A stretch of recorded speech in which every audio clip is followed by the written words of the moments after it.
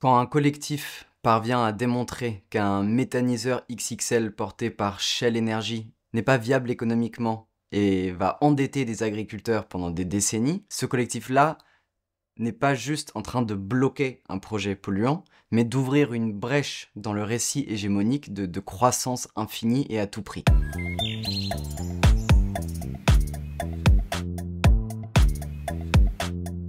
Non, je ne pense pas que l'écologie soit une cause perdue. Je pense que la cause perdue serait de continuer à penser qu'on ne peut rien changer.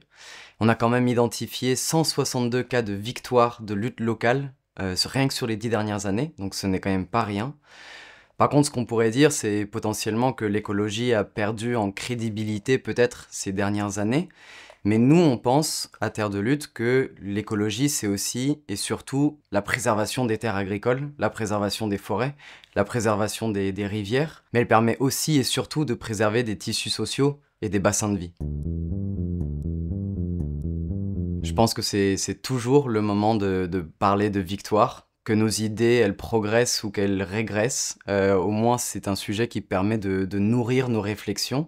Et je pense aussi que parler de victoire permet de sortir de cette éco-anxiété, de cette paralysie, et d'inspirer d'autres luttes et d'autres victoires. Ces victoires nous permettent non seulement de comprendre quelles tactiques, quels outils et quelles stratégies sont utilisées dans une lutte, mais aussi de comprendre quelle organisation interne on veut avoir. Et je pense que l'étude des victoires nous permet aussi de nous poser réellement la question de ce qu'on veut sur notre territoire. Comment on veut se déplacer? Comment on veut se nourrir? D'où vient notre énergie? Et ces questions-là, on va que réellement se les poser à travers la lutte et à travers la victoire.